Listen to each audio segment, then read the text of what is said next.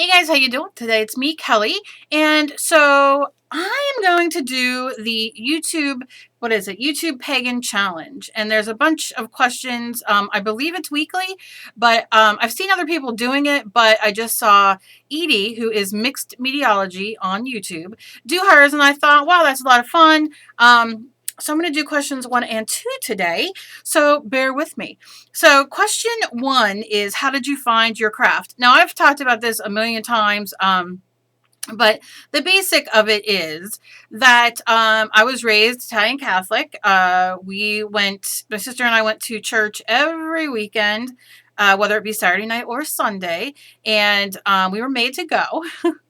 And at the time of me being young, I had a lot of things happening to me at that time, and I didn't like church. I hated church. I hated the way it smelled. I hated the way it made me feel. I hated the way that it made you feel, especially as a child, not fully understanding the religion as well, that if I did anything wrong, and that was even in my thought process, that you would go to hell and that you would be punished. And if you didn't want to be punished, all you had to do was walk into a box with this priest and say, I did this. And he'd say Hail Marys, and then you're fine.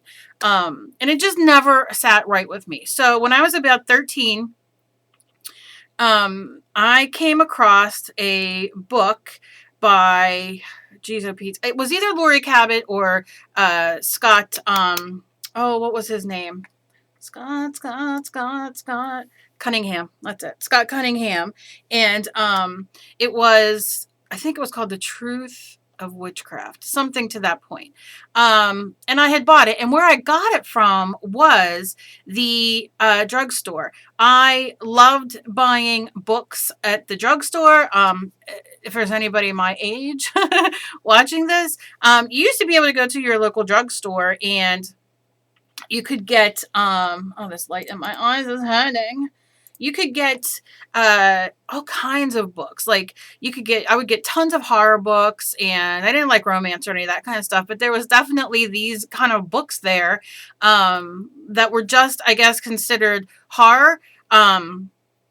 Or alternative, whatever. It was a long time ago, I can't recall. I just know I picked up his book and I started reading it, and when I started reading it, it made me feel like I belonged to something. The nature, the way that they did spells, the way that, I don't know, just the whole way it made me feel when I read it. And then I got my Laurie Cabot book, and then I was hooked.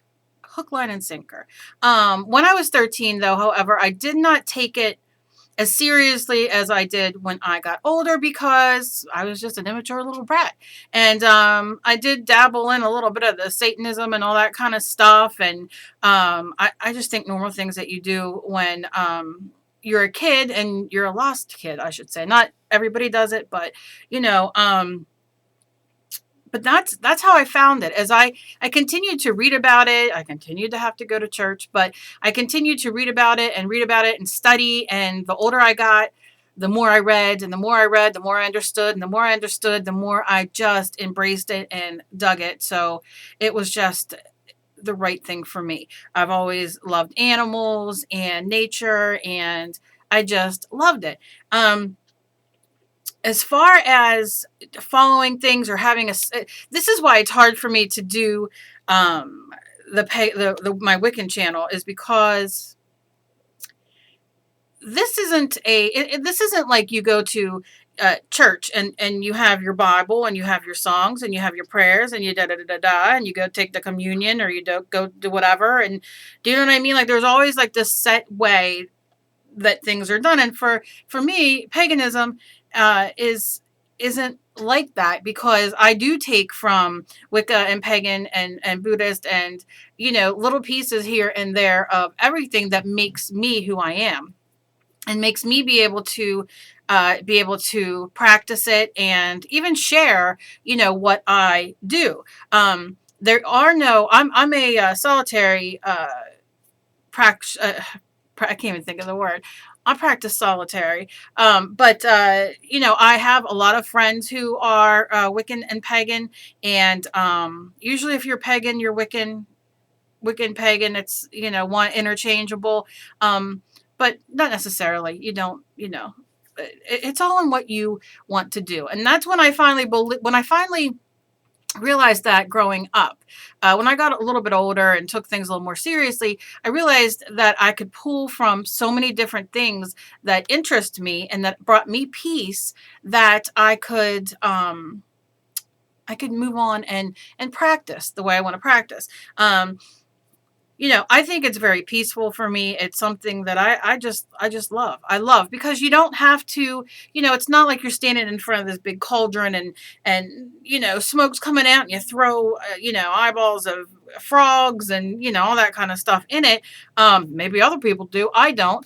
And it's just a very peaceful thing for me. It's just a very peaceful belief system for me, and I love it. It really serves me well, and it's helped me and changed my life in so many different ways, that I won't get into now, but it has. It made me finally feel like I belonged somewhere and was something that resonated with me, because what I was doing, by going to church, that was nothing but pain and sadness and confusion. So, I guess it found me in the sense that, like I said, I found a random book, um, and it started my journey to where I am now. I don't think that I think if you believe in God and you are going to church or whatever, you don't believe so much in this particular thing, I think it's okay for you to still believe in your God and still do what you feel, what you were raised or what you believe or what have you, and also do certain things that come from the Wiccan culture. I love to write down the negative things and burn them, and burn things that aren't doing well for me, and the positivity and the candles and the crystal. You know what I mean? Like, there's so many things that are very tangible that you can do as a regular person, where you don't feel like you are uh, going against your beliefs or your God. I don't think that that's not my goal, and it's not certainly not the goal of people that I follow or am that I am friends with, and that kind of thing. We are very much in the belief that to each their own. Whatever works for you, and I think that's fantastic. But that's basically how I kind of fell into it and that kind of thing. Am I in or out of the closet? That's question week for week two.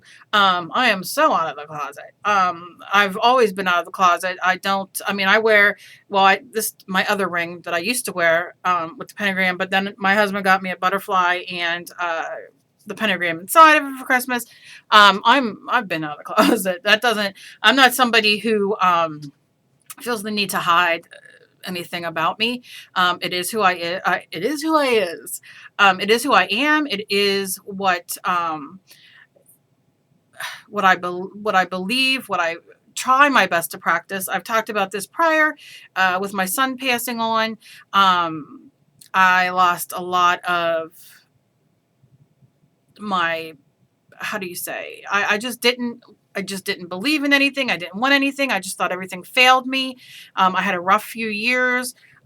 So, getting back into it and all, like I have been for the last year and a half, is really wonderful. So I'm so out. I wear it with, I don't care. I don't care because I don't judge anybody else. Believe me, I have many people who write me who do not agree with me, or they thought I worshiped Satan, or whatever. But I don't, and I say to them the same as I say here, is that, if you have any questions, ask me. Just don't assume that is what I or anybody else does. You know what I mean? Because we're here to share. And I feel in today's world and society that life is very hard and things happen to us without any explanation or understanding, and it can be really, really rough. And to have maybe something else along with what you believe in to help you along your journey in life isn't a bad thing. So I respect everybody else's beliefs. Please respect mine. And you know, so that's kind of it. I'm not going to keep on, you know, I could talk about a minute and talk about a million things. But yeah, so I was excited to see this, and I thought, yeah, I'm going to try it.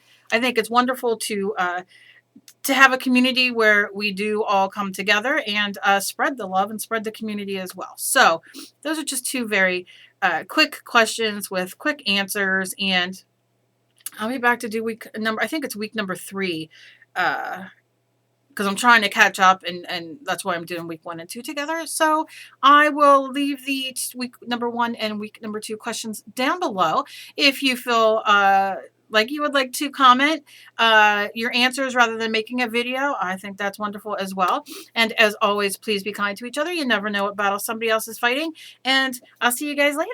Bye.